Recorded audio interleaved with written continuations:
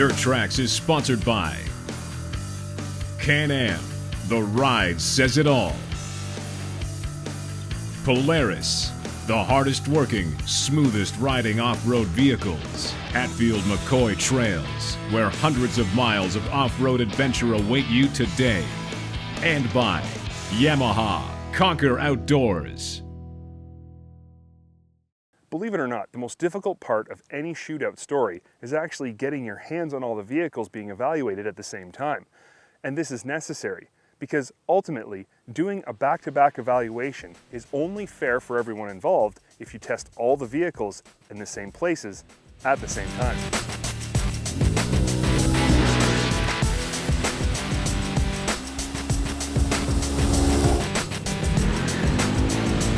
We finally wrangled up Artic Cat's Wildcat X, Polaris's Razer Xp 900 LE, and Can-Am's Maverick XRS side by side and ran them in a variety of real-world conditions ranging from fast fire roads to ATV trails to motocross tracks. And what we found out was interesting and even more surprising.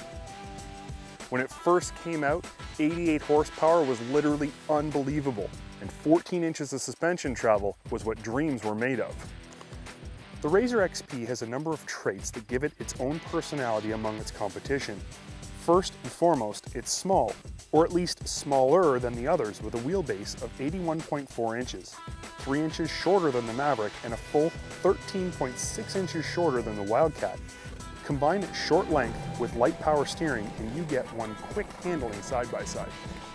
At 88 horsepower, its 875cc twin-cylinder mill is far from disappointing and, compared to its V-twin competition, is buttery smooth.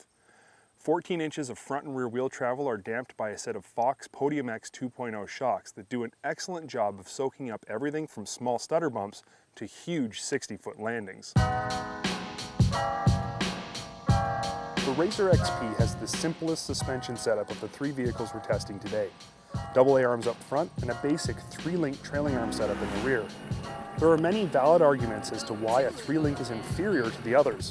Unfortunately, the Razer rides and handles so good, we just don't care to hear them. On the plus side, the Razer XP looks and feels small when you're driving it. It doesn't give you the impression that you're driving a tank. On the negative side, this also means that there's less room for the driver and passenger than there is with other vehicles in this class. Its most impressive specification is definitely its 17 inches of travel from its double A-arm front suspension and 18 inches from its full 5-link rear suspension setup.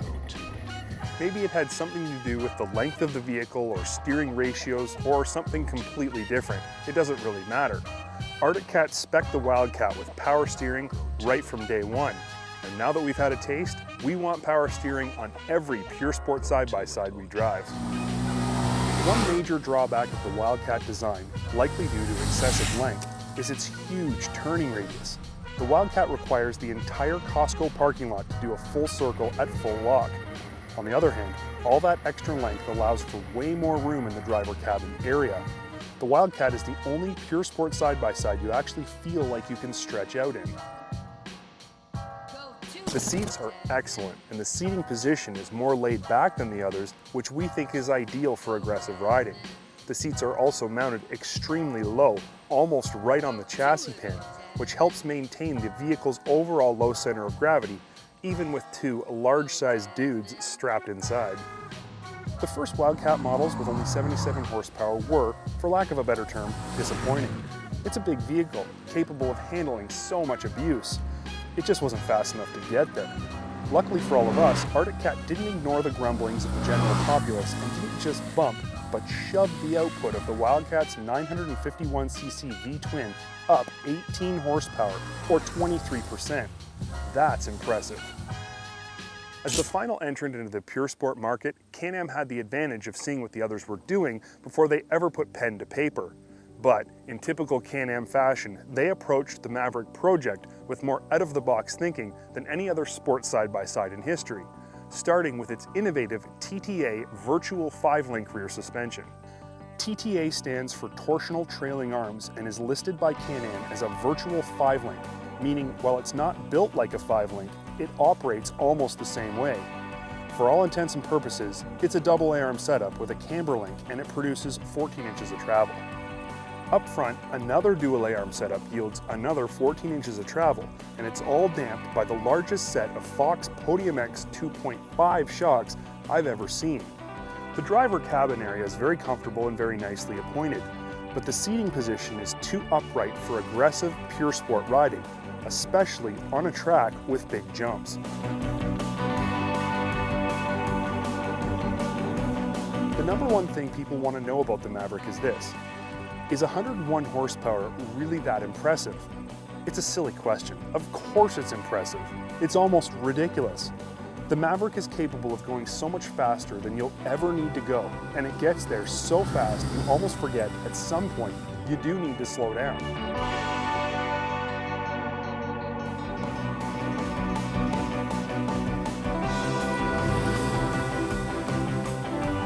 At speed, the Maverick handles fine, but in slower, tighter stuff, it's very heavy to steer. Before everyone freaks out and sends us hate mail about power steering on the 2014 models, we definitely know, but this comparo is with 2013 models. And what's fair is fair. If we give credit to Can-Am for power steering on the 2014 Maverick, we have to give credit to Polaris for the all-new 2014 Razer 1000, and that just changes this whole story entirely. So instead of messing around with a whole bunch of could-have beens, we're going to keep this one focused on only what you can buy right now. Now that we have a decent feel for each of these vehicles on their own, it's time to mash them all together and find out what's right and what's wrong about each of them, and decide which one we would choose if we could only choose one. Right or wrong, the first thing any true motorhead would normally naturally compare first is power. It's also what we get asked about most. Which one's got the most power? The answer is easy. The Maverick definitely has more snot than the other two. But the increase in power on the 2013 Wildcat X really pushed it to a close second. The Razer's still punchy, but feels soft compared to these two giants. What good is all this power if you don't have the ride and handling to back it up? Oddly enough, this point has become the great equalizer between these three vehicles. The Polaris, with its short wheelbase and power steering, handles quickly and precisely, but it does offer just a little bit too much assist, which can make it feel off-center at higher speeds. On the other end of the spectrum, the Maverick is super heavy to steer, especially at slower speeds. It turns just as sharp as the Razer, but you better be holding on tight. The Wildcat does have a huge turning radius, but it also has power steering, so steering effort is minimal and its level of assist is dead on. On faster fire roads, all three of these vehicles are stable in the corners and hold a slide no problem. Chassis-wise, they all handle excellent. It's when the going gets slower and tighter that they really begin to separate. We'd take light and precise steering with just a little bit too much assist versus a huge turning radius or heavy steering that's not assisted any day. In this respect, the Razer has what we're looking for. Again, with so much power comes the need for serious suspension to keep you on the ground. The Maverick is the newest player to the game with the most innovative suspension design, but even with its top-of-the-line shock package, we can't get it to ride as well as the other two. The Razer Xp has the least advanced suspension with its 3-link trailing arms out back, but despite its rear suspension's lack of excitement, it still rides amazing. Everything from 60-foot landings to small trail-sized rocks just disappear below you.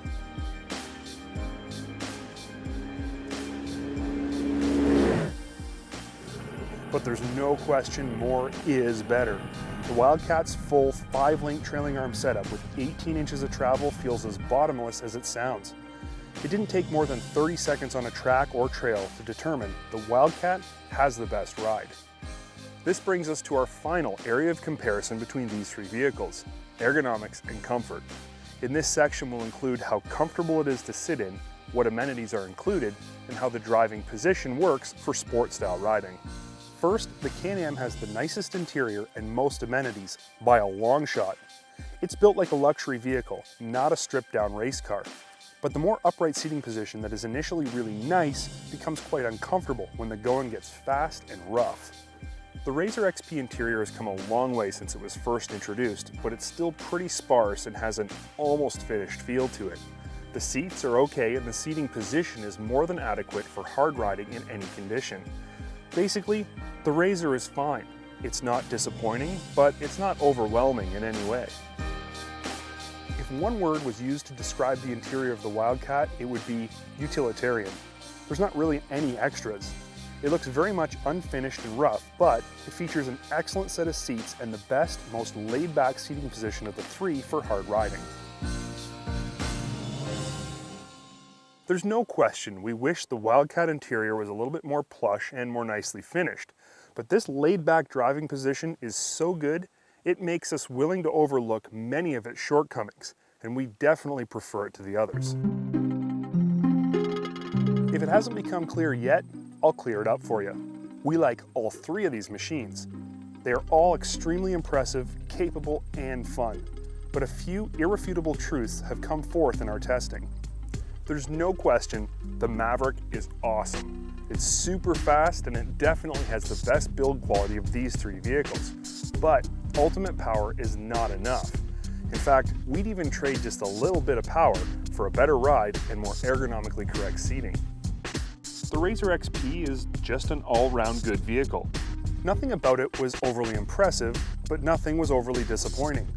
Decent power, great ride, good ergos, good handling. In a word, it's good. We wouldn't have any qualms riding it anytime, any place. But the real standout of the three is the Wildcat, and this surprised all of us quite a bit. Sure, it doesn't turn as sharp as we'd like, and it's definitely not as nicely finished as it should be for the money. But its power output is more than adequate, ergonomic package is perfect, and suspension is just plain awesome.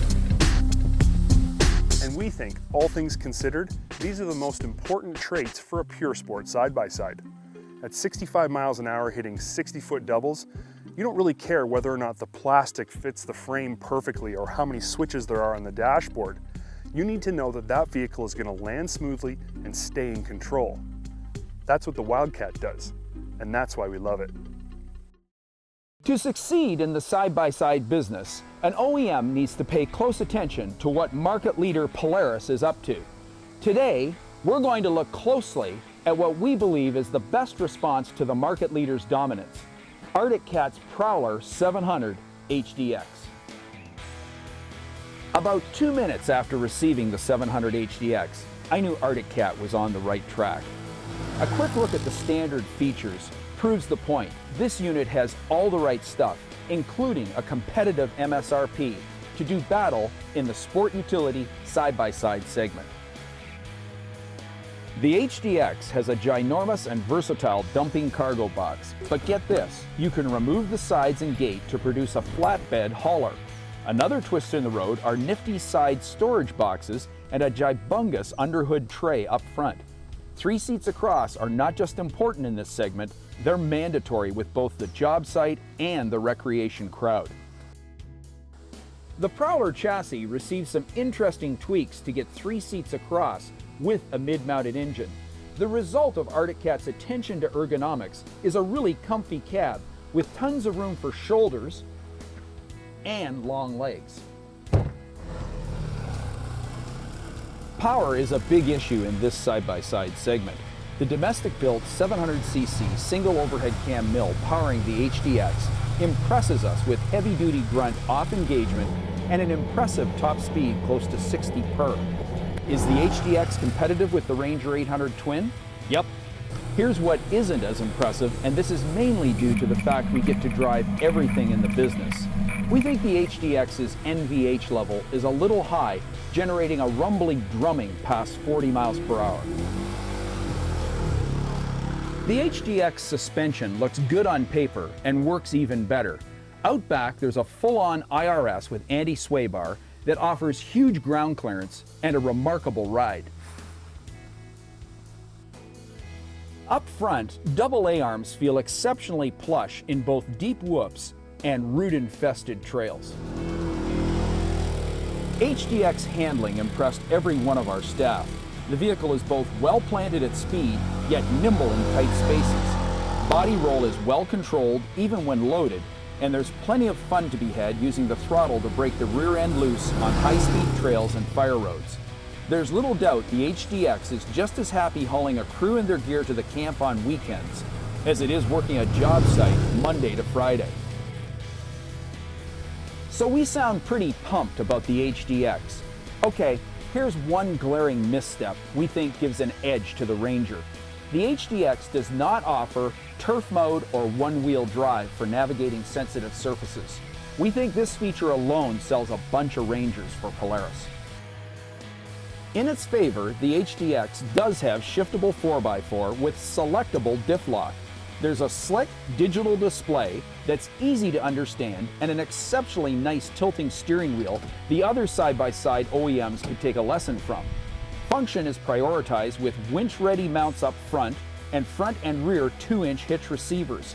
On the appearance side, rich metallic painted plastic and sweet aluminum wheels are shorn with premium Duro skins.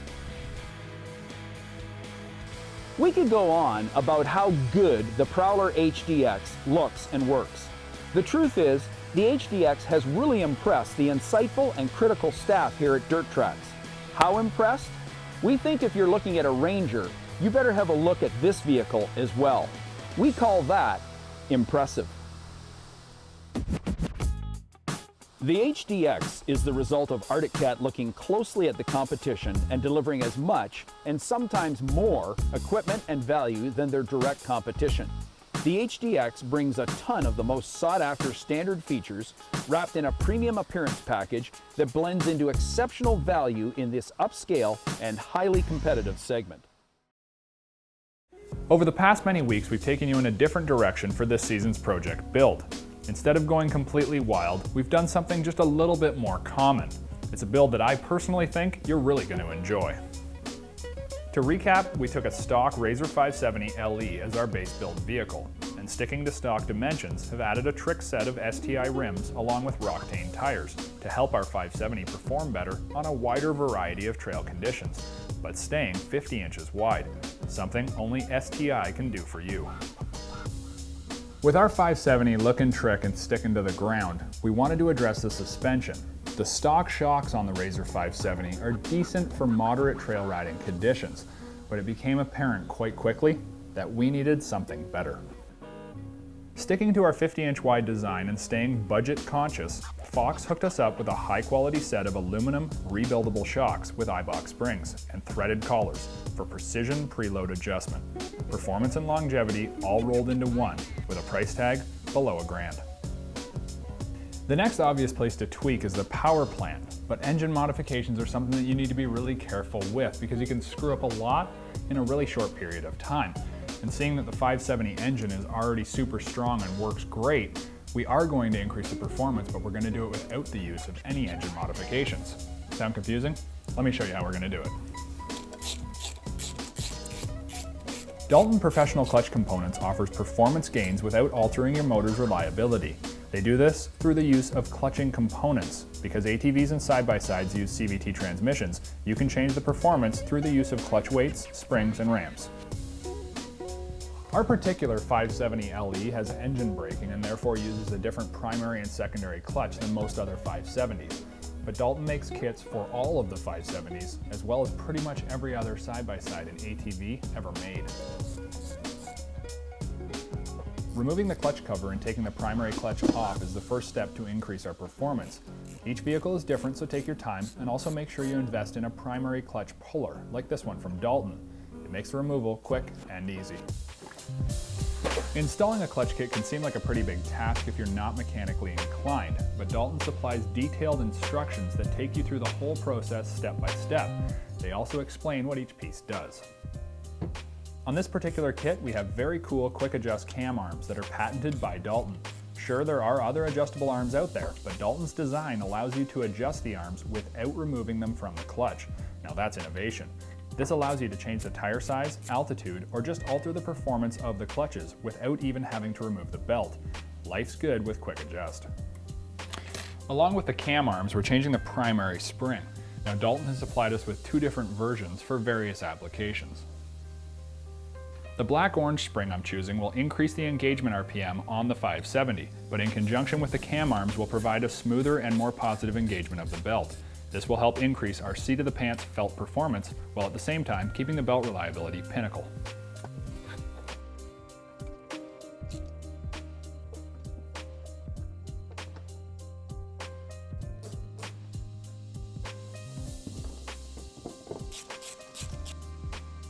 Installing a clutch kit can be simple to do when you use quality components from a company like Dalton, and in just a short period of time, you can change the performance of your ATV or side-by-side. But the true test is to take this out and put the pedal to the metal, or in this case, the plastic, and see how this kit performs. After installation of the quick adjust arms and the primary spring, I can feel just how much better the acceleration truly is. Top end speed is very similar, but getting there is way more fun. Quick flips of the throttle are more responsive and the engagement is smooth and crisp. It's hard to believe that such a quick install does so much for the performance of the 570 ProStar motor. And at the end of the day, we're not only increasing performance, but we also added adjustability, allowing for larger tires or different elevation changes in the future without the need for more investment in the clutches. A clutch kit is going to be the cheapest way you ever increase the performance on your ATV or side-by-side. And when you use quality components like I did today, there is zero risk and 100% reward. Dirt Trax Television has been sponsored by Polaris, the hardest working, smoothest riding off-road vehicles. Can-Am, the ride says it all. MBRP Performance Exhaust, making power with MBRP. And by Artic Cat, share our passion.